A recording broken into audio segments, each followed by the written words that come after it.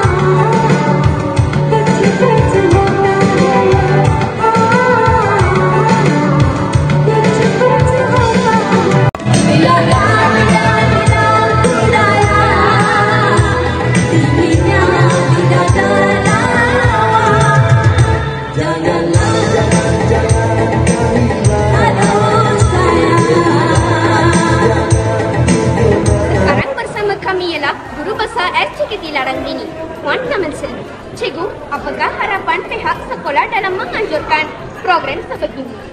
Kami pihak sekolah merasa program ini menjadi satu platform untuk memupuk perpaduan dalam kalangan masyarakat Malaysia.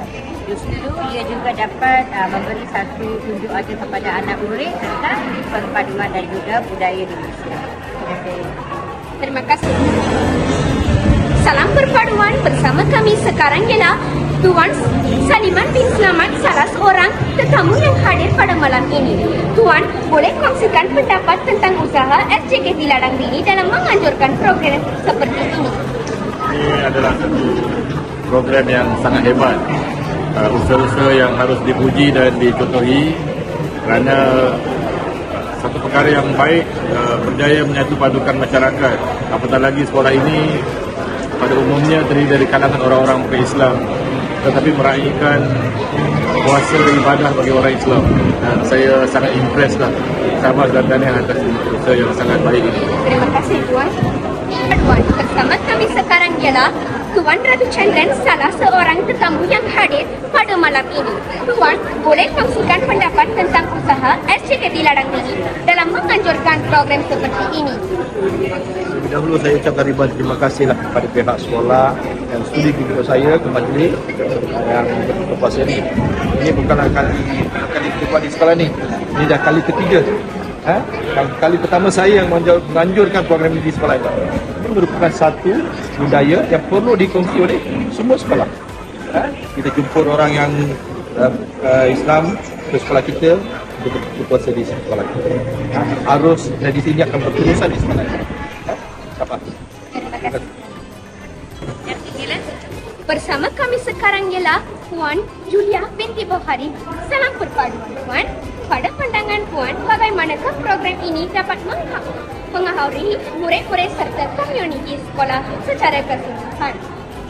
Okey, pertama kali tanya kepada Tashwin. Okey, soalan yang bagus dan cikgu rasa bangga sebenarnya dapat datang pada hari ini. Dan cikgu yakin agenda seperti ini memang sangat bagus untuk kita praktikkan sepanjang tahun. Dapat merapatkan hubungan antara Melayu, Cina, India, apatah lagi dengan kawasan komuniti kita di sini.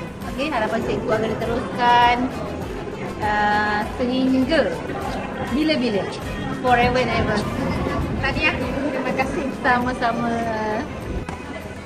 Sekarang bersama kami ialah YDP PIBJ SJKT Ladang Tinggi Encik Suresh.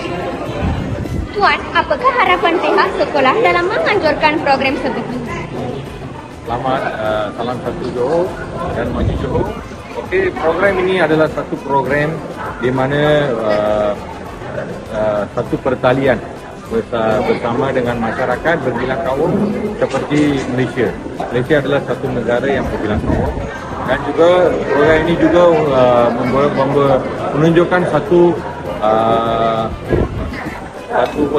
gambaran di mana negara ini adalah berbilang kaum, dan juga kita mengadakan program ini di sekolah disebabkan kepada satu pengajaran kepada anak murid di mana kita perlu menjalankan kehidupan ini bersama masyarakat seperti ini. Terima kasih. Terima kasih.